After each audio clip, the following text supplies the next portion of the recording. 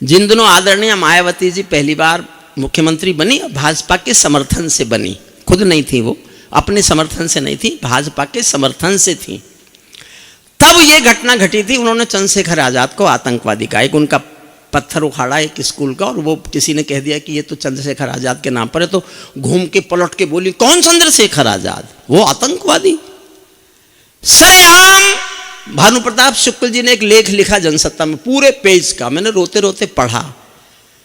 मैंने सोचा कि तो भाजपा के समर्थन से हैं, वो धमकाएंगे, माफी मंगवाएंगे, ये शब्द वापस लिवाएंगे।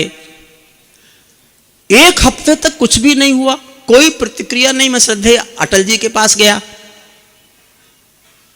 कुछ भी नहीं बोले। जब मैंने बहुत कुरेदा तो बोले, तू चाहता है हम सरकार गिरा दें? अब मैं उनका बहुत आदर करता था, मैंने कहा जी नहीं, मैं कुछ नहीं चाहता। तो मैं बाहर निकल आया, उनके आगे तो बोल नहीं सकता था। मैं बाहर आ गए, अपने मन में सोचा, मैंने कहा मत गिराओ, खुद गिरो। मैं आडवाणी साहब के पास गया, उन्होंने कहा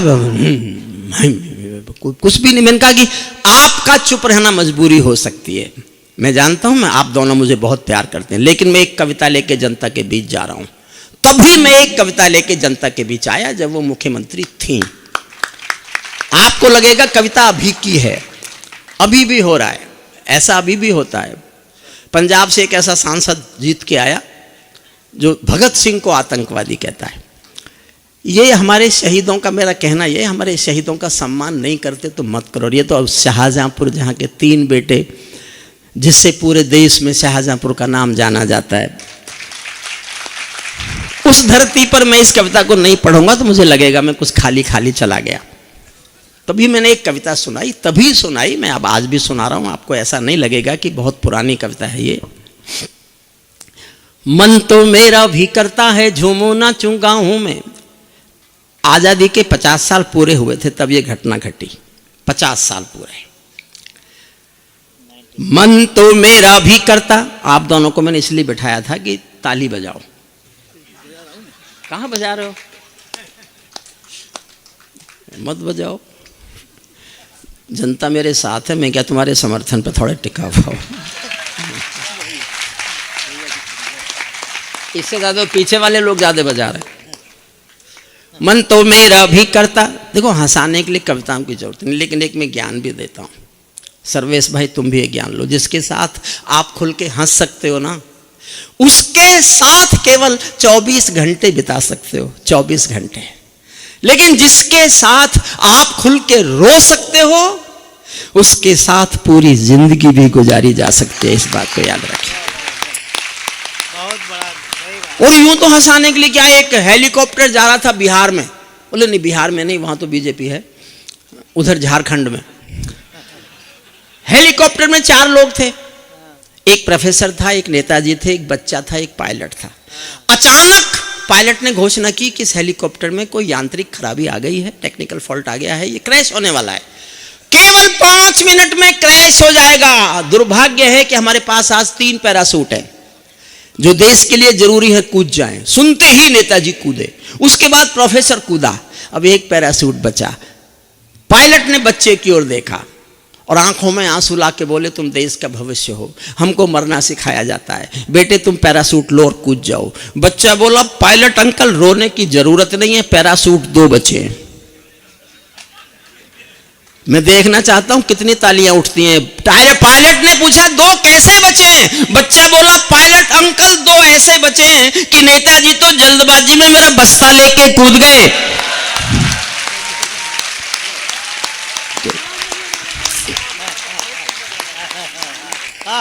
सर्वेश ताली बजाओ वरना बस्ते में बांधूंगा। मन तो मेरा भी करता है झूमू नाचूं गाऊं में, आजादी की सौगातों के 100 गीत सुनाऊं मैं, लेकिन शबनम वाला वातावरण कहां से लाऊं मैं, मेघ मल्हारों वाला अंतःकरण कहां से लाऊं मैं दामन में दर्द तुम्हारे अपने लेकर बैठा हूं, आजादी के टूटे फूटे सपने लेकर बैठा हूं, घाव जिन्होंने भारत माता को गहरे दे रखे हैं। देखना चाहता हूं मैं हौसला कर रहा हूं पढ़ने का, तुम हौसला करना तालियां बजाने का। घाव जिन्होंने भारत माता को गहरे दे रखे हैं, उन लोगों को जेड सुरक्षा के पहरे दे रखे हैं, उन लोगों को जेड सुरक्षा के पहरे दे रखे हैं। जो भारत को बर्बादी की हद तक लाने वाले हैं, वे ही स्वर्ण जयंती का पैगाम सुनाने वाले हैं, वे ही स्वर्ण जयंती का पैगाम सुनाने वाले हैं। आजादी लाने वालों का, मैंने पूरी कविता रो के लिखी, आजादी लाने वालों का तिरस्कार तड़फाता है, बलिदानी पत्थर पर थूका बार बार तड़फाता है। इंकलाब की बलबेदी भी जिससे गौरव पाती है, आजादी में उस शेखर को भी गाली दी जाती है, आजादी में उस शेखर को भी गाली दी जाती है। मैं दिनकर की परंपरा का चारण हूँ, भूषण की शैली का अल्प उदाहरण हूँ, इसीलिए मैं दरबारों को गीत नहीं गा सकता हूँ, इसीलिए मैं दरबारों के गीत नहीं गा सकता हूँ। मैं पीड़ा की चीखों में संगीत नहीं ला सकता हूँ, मैं पीड़ा की चीख और सुनना साहब, दर्द महसूस करना। इससे बढ़कर और शर्म की बात नहीं हो सकती थी, इससे बढ़कर और शर्म की बात नहीं हो सकती थी। आजादी के परवानों पर घात नहीं हो सकती थी। कोई बलिदानी शेखर को आतंकी कह जाता है, पत्थर पर से नाम हटाकर कुर्सी पर रह जाता है, पत्थर पर से नाम हटाकर कुर्सी पर रह जाता है। गाली की भी कोई सीमा है, कोई मर्यादा है, ये घटना तो देशद्रोह की परिभाषा से ज्यादा है। मेरी आंखों में पानी है, सीने में चिंगारी है, राजनीति ने कुर्बानी के दिल पर ठोकर मारी है। सारे वतन पुरोधा चुप थे, कोई कहीं नहीं बोला, लेकिन कोई ये ना समझे कोई खून नहीं खौला, लेकिन कोई ये ना समझे। केवल कविता का सौंदर्य जिसलिए मैंने कविता लिखी केवल ये है कि स्वर्ग में सब शहीद जब सुन रहे होंगे कि आज कोई चंद्रशेखर आजाद को आतंकवादी बता रहा है कुर्सी पर बैठा हुआ व्यक्ति, तो उन पर क्या गुजरी होगी। बस इस एहसास को मेरे साथ जीना। सारे वतन पुरोधा चुप थे, कोई कहीं नहीं बोला, लेकिन कोई ये ना समझे कोई खून नहीं खौला। सुनकर बलिदानी बेटों का धीरज डोल गया होगा, मंगल पांडे फिर शोणित की भाषा बोल गया होगा, मंगल पांडे फिर शोणित की भाषा बोल गया होगा, मंगल पांडे फिर शोणित की भाषा बोल गया होगा।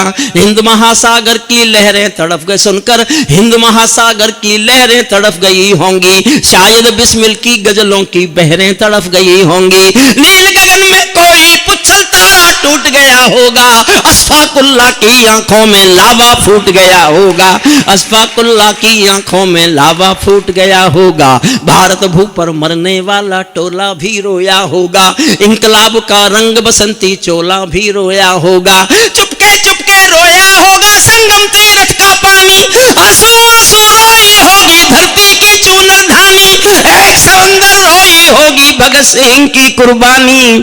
क्या ये ही सुनने की खातिर फांसी झूले सेनानी, क्या ये ही सुनने की खातिर फांसी। 2 लाइन सुनना साहब, मैं कितने क्रोध में था, पूज्य स्वामी जी के चरणों में रखता हूं, माफी मांग कर रखता हूं। मैं क्रोध की पराकाष्ठा गाना चाहता था, मैंने गाई है, और आपको लगे इससे ज्यादा कुछ गाया नहीं जा सकता तो मेरा समर्थन करना बस।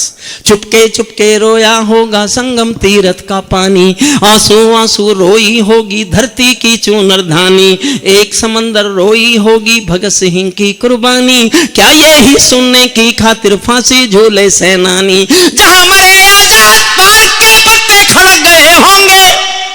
समर्थन करना, चौथी पंक्ति पर मैं किस हद तक कविता लिख सकता हूं। जहां मरे आजाद पाक के पत्ते फड़ गए होंगे, कहीं स्वर्ग में शेखर जी के बाजू फड़ गए होंगे, शायद पल दो पल को उनकी निदिया भाग गई होगी, फिर पिस्तौल उठा लेने की इच्छा जाग गई होगी, फिर पिस्तौल उठा लेने की इच्छा। शेखर महायज्ञ, आधी मिनट बोलता हूं शेखर पर, आधी मिनट। जब मैं उन पर लिखने के लिए लाइब्रेरी घूम रहा था तो मुझे 2 घटनाएं ऐसी मिली जो आम जनता नहीं जानती। एक तो ये कि चंद्रशेखर आजाद को अंग्रेज पहचानते नहीं थे। अंग्रेजों ने 720 लोगों को, भारतीयों को ये नौकरी दे रखी थी कि तुम जो उसको पहचान के हमें बताना। 720 लोग नौकरी कर रहे थे। और दूसरा एक वाक्य मैंने ऐसा पढ़ा जो दुनिया में किसी भी क्रांतिकारी के मुंह से निकला नहीं है। आजाद एक गरीब घर के थे, भाभरा एक जगह। हिंदुस्तान का एकमात्र प्रधानमंत्री है श्री नरेंद्र मोदी, जो उनके स्मारक पर गया, जो उनके गांव गया, जहां रहते हैं वो भाभरा, वहां गया, और किसी ने जरूरत नहीं समझी जाने की। इकलौता बेटा था, गरीब माँ बाप का बेटा था। वो खजाने लूटते थे आंदोलन के लिए। तो किसी ने गांव से आकर कहा कि शेखर, तुमको मालूम है तुम्हारे माता पिता के पास खाने के लिए अनाज नहीं है, भूखे मरने की नौबत है माँ बाप की, और तुम्हारे पास खजाने का पैसा होता है जो लूटते हो, इसमें से इतना तो घर भेजो, माँ बाप रोटी तो खा लें। तो आजाद के मुंह से दो वाक्य निकले। जब मैंने ये पढ़ा तब मैंने कविता लिखने का विचार किया। दो वाक्य। पहला वाक्य तो ये निकला कि क्या माता पिता सिर्फ मेरे हैं और क्रांतिकारियों के नहीं है? और दूसरा वाक्य निकला, अगर तुम मेरे माँ बाप को रोटी नहीं खिला सको तो खबर कर जाना, मैं किस दिन रात के अंधेरे में आऊंगा और दोनों के सीने में अपने पिस्तौल की 2 गोली उतार कर चलाऊंगा। उसको कुर्सी आतंकवादी बताएगी। तब हम रोके कविता सुनाना चाहते हैं, सुनना। शेखर महायज्ञ का नायक, गौरव भारत भूखा है, जिसका भारत की जनता से रिश्ता आज लहू का है, जिसके जीवन के दर्शन ने हिम्मत को परिभाषा दी, जिसके पिस्टल की गोली ने इंकलाब को भाषा दी, जिसने धरा गुलामी वाली क्रांति निकेतन कर डाली, आजादी के हवन कुंड की अग्नि चेतन कर डाली, जिसके कारण त्याग लौकिक माता के आंगन में था, इकलौता बेटा होकर भी आजादी के रंग में था, जिसको खूनी मेहंदी से भी देह रचाना आता था, आजादी का योद्धा केवल चने चबे ना खाता था। अब तो नेता सड़कें पर मत लोहों को खा जाते हैं, अब तो नेता सड़कें पर मत नहरों को खा जाते हैं, और पुलों के शिलान्यास में शहरों को खा जाते हैं। अब तो नेता पर्वत सड़कें शहरों को खा जाते हैं, और पुलों के शिलान्यास में नहरों को। 2 लाइन सुनना। आजादी के कारण जो गोरों से बहुत लड़ी है जी, शेखर की पिस्तौल किसी तीरथ से बहुत बड़ी है जी, शेखर की पिस्तौल किसी तीर। जो सीने पर मेरी कविता का सबसे अच्छा छंद सुनना है। जो सीने पर गोली खाने को आगे बढ़ जाते थे, जो सीने पर गोली खाने को आगे बढ़ जाते थे, भारत माता की जय कहकर फांसी पर चढ़ जाते थे, जिन बेटों ने आजादी के लिए जवानी दे डाली, आजादी के हवन कुंड के लिए कहानी दे डाली, दूर गगन के तारे उनके नाम दिखाई देते हैं, उनके स्मारक भी चारों धाम दिखाई देते हैं, उनके स्मारक भी। और मन से सुनना साहब, मेरे जीवन की कुछ अच्छी पंक्तियां हैं। उनके स्मारक भी चारों धाम दिखाई देते हैं, वे देवों की लोकसभा के अंग बने बैठे होंगे। कहां होंगे? मैं कल्पना है, मेरी कल्पना है।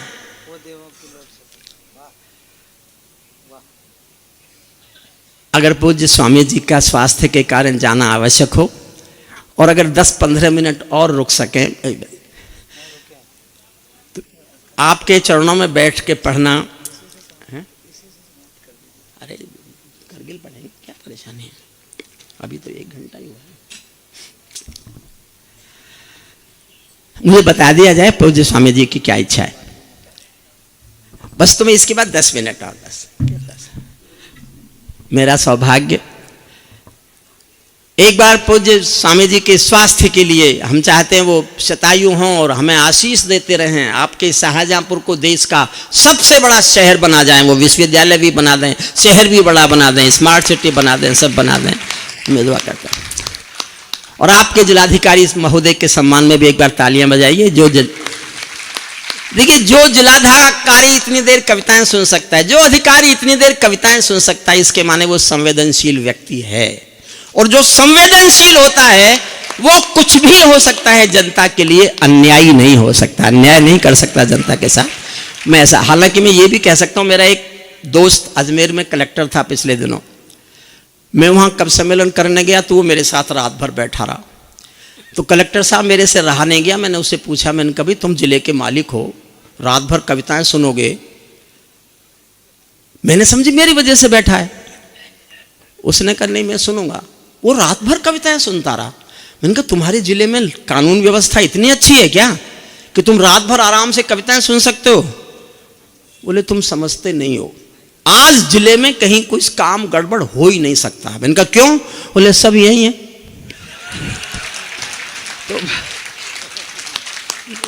तो अगर ऐसा भी, एक बार ताली बजाई, मैं फिर से शुरू करता हूं। उनको कुछ मेडिसिन देनी है, कुछ भी देना, दे दीजिए, फिर दे दीजिए। मैं 10 मिनट और लेता हूं, इस कविता का समापन करता हूं। और एक करगिल पर मेरी 5 मिनट की शहीदों पर कविता है, वो मैं कविता आपको सुनाना चाहता हूं। सुनिए। उनके इस मार्ग भी चारों धाम दिखाई देते। जो सबसे अच्छी पंक्तियां सुनना, जुड़ना, टेम्पो कम मत करना। वे देवों की लोकसभा के अंग बने बैठे होंगे, वे देवों की लोकसभा के अंग बने बैठे होंगे, वे सतरंगी इंद्रधनुष के रंग बने बैठे होंगे, वे देवों की लोकसभा के अंग बने बैठे होंगे, वे सतरंगी इंद्रधनुष के रंग बने बैठे होंगे। उन बेटों की याद भुलाने की नादानी करते हो, इंद्रधनुष के रंग चुराने की नादानी करते हो, इंद्रधनुष के रंग चुराने की नादानी करते हो। जिनके कारण ये भारत आजाद दिखाई देता है, अमर तिरंगा उन बेटों की याद दिखाई देता है। उनका नाम जुबां पर लो तो पलकों को झपका लेना, उनकी यादों के पत्थर पर 2 आंसू टपका देना। जो धरती में मस्तक बोकर चले गए, दाग गुलामी वाला धोकर चले गए, मैं उनकी पूजा की जीवन भर गा सकता हूं। मैं सूरज का बेटा तम के। एक छंद रह गया इसमें, अब क्यों रह गया मुझे नहीं पता, आप कहें तो उसे पढ़ दूं। फिर स्वामी जी से आज्ञा लेके पढ़ रहा हूं। मैंने पहले ही बताया था वो भाजपा के समर्थन से थे, तो मैंने एक छंद बीच में उन्हीं दिनों लिखा था। आपको लगे मैंने ठीक लिखा था, अब तो आपका डंका बज रहा है। 18 राज्य हैं, 29 गवर्नर हैं, इससे ज्यादा तो और भगवान ही चाहिए।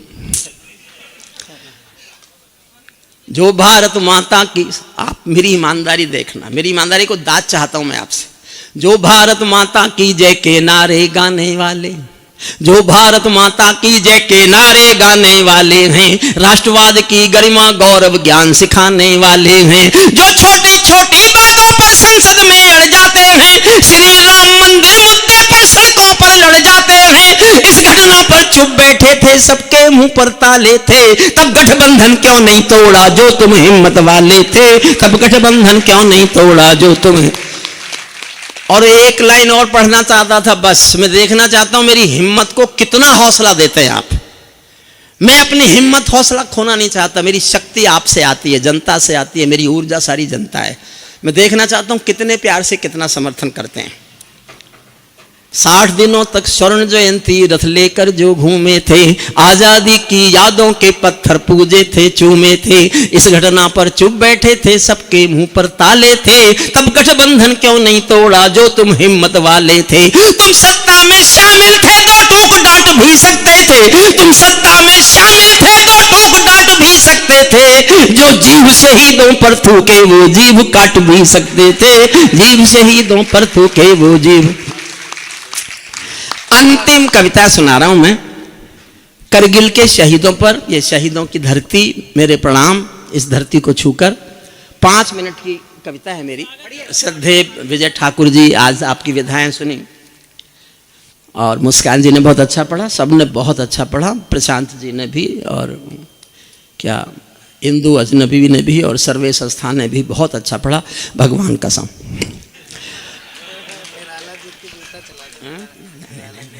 विजय ठाकुर बैठे। देखिए मैं सनातन धर्म में पैदा हुआ हूं, तो मेरे पास कोई ऑप्शन नहीं है कि मैं इस धर्म के सामने सर झुकाऊं। भगवान कृष्ण हमारे रक्षक देवता हैं, मैं भी मानता हूं। भगवान राम हमारे रक्षक देवता हैं, मैं भी मानता हूं। लेकिन मैंने वो रक्षक देवता नहीं देखे, ना मैंने भगवान राम देखे, ना मैंने भगवान कृष्ण देखे। मेरी बात का समर्थन करो तो जी भर के करना। मैंने जो अपने रक्षक देवता देखे हैं, ये वो फौजी हैं जो वर्दी पहनकर सीमा पर खड़े हैं और हमारी रक्षा करते हैं। ये हमारे रक्षक देवता हैं। मैं समझता हूं उनसे बड़ा त्यागी कोई हो नहीं सकता। दुनिया का अमीर से अमीर आदमी, मस्क, अडानी, अंबानी, टाटा, बिरला, कोई भी किसी को भी ये कहे कि तुम मेरे लिए नौकरी करने आ जाओ, जो कहोगे सैलरी दूंगा, लेकिन तुमको मेरे लिए मरना पड़ेगा, इस शर्त पर कोई नौकरी करेगा क्या? फौजी जानता है कि देश के लिए मरना पड़ेगा, फिर भी वो छोटी सी तनख्वाह में नौकरी करने जाता है। बहुत अच्छी बात है। करगिल युद्ध में, मैं मेरठ में रहता हूँ, वहाँ एक कैप्टन मनोज तलवार का पार्थिव शरीर आया था, मेरा कॉलेज का विद्यार्थी था। मैं अंतिम यात्रा में गया तो भीड़ बहुत थी, तो मैं दर्शन तो नहीं कर पाया, लेकिन मैंने पीछे चलते हुए भीड़ में भीगी आंखों से एक छोटी सी कविता लिखी। मैं अपने जीवन की सबसे अच्छी कविता समझता हूँ और पूज्य स्वामी जी के चरणों में समर्पित करता हूँ। ये सुन लीजिए, जो हुआ बहुत अच्छा है। ये स्थल ही पवित्र है, यहाँ की स्थल की पवित्रता, पवित्र वायुमंडल, पवित्र पर्यावरण, उसमें जो कुछ हुआ सब श्रेष्ठ श्रेष्ठ श्रेष्ठ हुआ। कविताएं सब ने बहुत श्रेष्ठ पढ़ी और यहाँ से हम पूज्य स्वामी जी को इससे ज़्यादा और कष्ट, मैं जानता हूँ वो तब तक चलेगा, वो जाएंगे नहीं। ये हमारे प्रति उनके आशीषों का ये उदाहरण ही नहीं है, पराकाष्ठा है। वो कितने आशीष हम कवियों को दे सकते हैं। उन्होंने अपना नियम तोड़ा, स्वास्थ्य के कारण भी, उसके बाद भी वो बैठे हैं। हमारे लिए उनके आशीषों का ये सर्वोच्च हिमालय उन्होंने हम पर उड़ेल दिया है। हम इसको जीवन भर नहीं भूल सकते कि हमको इतने आशीष पूज्य स्वामी जी ने दिए। मैं सुनाता हूँ कविता, सुनिए। मैं केशव का 5 जन्म भी गहन मौन में खोया हूँ।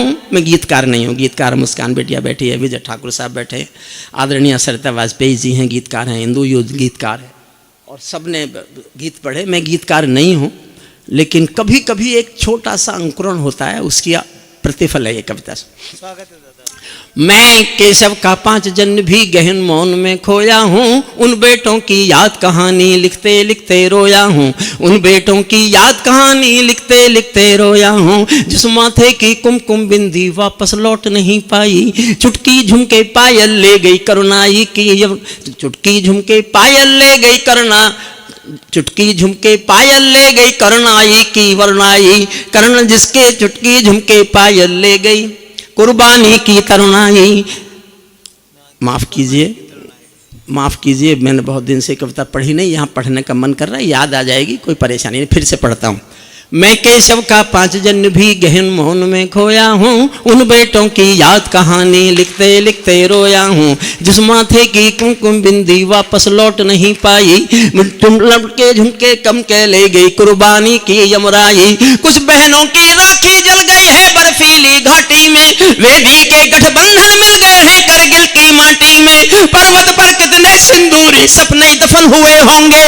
20 बसंतों के मधुमासी जीवन हवन हुए होंगे। टूटी चूड़ी धुला महावर रूठा कंगन हाथों का।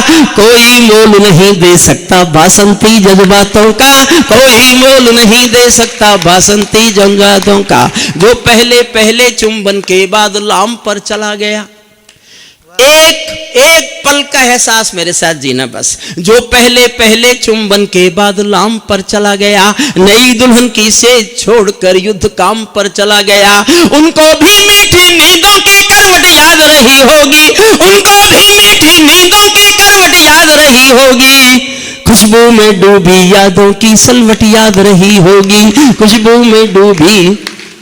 और साहब मुझे मौका दिया आपने, मैं एक पंक्ति पढ़ रहा हूं। मैं आज भी अपने को एक पंक्ति का कवि मानता हूं। मैंने जीवन में एक पंक्ति सबसे अच्छी लिखी है, उसको समर्पित करता हूं शाहजहांपुर के इस आश्रम के लोगों के चरणों में।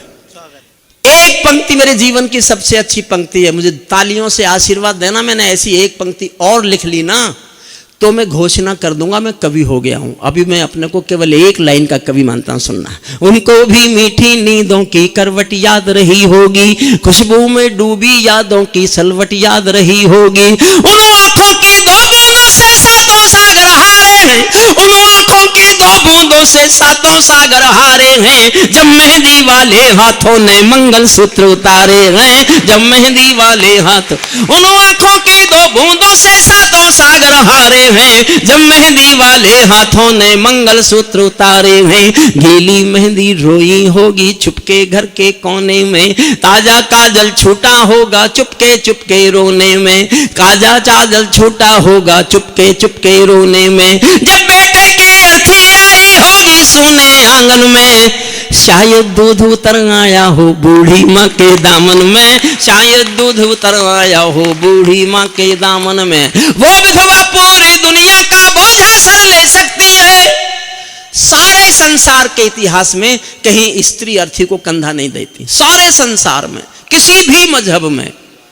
भारत में एक बेटा शहीद हुआ था, भरतपुर के पास एक गांव है अजान, राजस्थान में, कल्पना नहीं है, सत्य घटना। वीरेंद्र सिंह नाम था उसका, उसकी पत्नी का नाम गायत्री देवी। उनके सम्मान समारोह में गया था, इसलिए मुझे पूरी घटना मालूम है। जब पार्थिव शरीर आया वीरेंद्र सिंह का, तो उनकी पत्नी ने शादी के दिन के कपड़े पहने और गांव वालों की मर्जी के खिलाफ, सेना के अधिकारियों की मर्जी के खिलाफ उसने अपने पति की अर्थी को कंधा दिया। ये दुनिया की पहली घटना थी जब कोई औरत अर्थी को कंधा दे रही थी। उसके बाद कई घटनाएं घटी, लेकिन पहली यही थी। मैंने एक पंक्ति लिखी है, प्यार से सहेज लेना। जब बेटे की अर्थी आई होगी सोने आंगन में, शायद दूध उतर आया हो बूढ़ी माँ के दामन में। वो विधवा पूरी दुनिया का बोझा सर ले सकती है, वो विधवा पूरी दुनिया का बोझा सर ले सकती है, जो अपने पति की अर्थी को भी कंधा दे सकती है, जो अपने पति की अर्थी को भी कंधा दे सकती है। मैं ऐसी हर देवी के चरणों में शीश झुकाता हूँ, इसीलिए मैं कविता को हथियार बनाकर गाता हूँ, इसीलिए मैं कविता को हथियार बनाकर गाता हूँ। जिन बेटों ने पर्वत काटे हैं अपने नाखूनों से, कल्पना करो कैसे लड़ते होंगे -48 और +48 में। जिन 6 लाइन सॉरी पढ़ रहा हूं, सेना पर केवल मैंने 6 लाइन लिखी है, सुनिएगा। जिन बेटों ने पर्वत काटे हैं अपने नाखूनों से, उनकी कोई मांग नहीं है दिल्ली के कानूनों से। जो सैनिक सीमा रेखा पर ध्रुव तारा बन जाता है, उस कुर्बानी के दीपक से सूरज भी शर्माता है। गरम दहानों पर तोपों के जो सीने अड़ जाते हैं, उनकी गाथा लिखने को अंबर छोटे पड़ जाते हैं।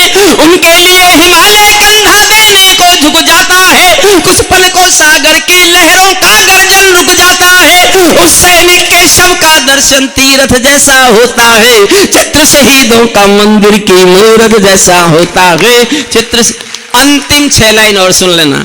क्या ये देश उन्हीं का है जो सीमा पर मर जाते हैं, क्या ये देश उन्हीं का है जो सीमा पर मर जाते हैं, अपना खून बहाकर टीका सरहद पर कर जाते हैं। कोई युद्ध वतन की खातिर सबको लड़ना पड़ता है, संकट की घड़ियों में सबको सैनिक बनना पड़ता है। जो भी कौम वतन की खातिर मरने को तैयार नहीं, उसकी संतति को आजादी जीने का अधिकार नहीं, उसकी संतति को। अंतिम पंक्तियां पढ़ता हूं। बहुत बहुत प्रणाम, बहुत बहुत आभार आप सबका। जो अच्छा हुआ वो इस आश्रम का है, पूज्य स्वामी जी के पुण्यों का फल है। और अगर कहीं कोई भी कमी रह गई हो तो बाहर से आने वालों में उम्र मेरी ज़्यादा है, मैं उसके लिए क्षमा मांगता हूँ, हाथ जोड़कर क्षमा मांगता हूँ। आखिरी पंक्ति में एक ऐसी लिखना चाहता था, स्वामी जी मेरे घर में नेता बहुत, तो वो मुझे पसंद तो करता नहीं कोई। अच्छा मत करो, मैं भी कब कर रहा हूं उनको। तो मैं एक पंक्ति ऐसी लिखना चाहता था कि जिससे ज्यादा कुछ कड़वा हम नेता से कह नहीं सकते, और इस तरह लिखना चाहता था कि कोई सामने भी बैठा हो तो उसकी समझ में ना आए, और समझ में भी आए तो इतनी देर में आए जब तक मैं निकल लूं। यहां से विदा लेता हूं, देखता हूं कैसे विदा करते हैं आप। आखिरी पंक्ति सुनना। सैनिक अपने प्राण गंवा कर देश बड़ा कर जाता है। विदा मांगता हूं, किस तरह करेंगे आप। सैनिक अपने प्राण गंवा कर देश बड़ा कर जाता है, बलिदानों की बुनियादों पर राष्ट्र खड़ा कर जाता है। जिनको मां के बलिदानी बेटों से प्यार नहीं होगा, उन्हें तिरंगे को लहराने का अधिकार नहीं होगा, उन्हें तिरंगे को। सच्चा है अपना प्यार तो क्या इस जहां का डर, गुलबन के गुलिस्ता वफा में फिर खिलेंगे हम। अब बिछड़ रहे हैं कोई रंज मत करो, फिर बाहर आएंगे तो फिर मिलेंगे हम। पूज्य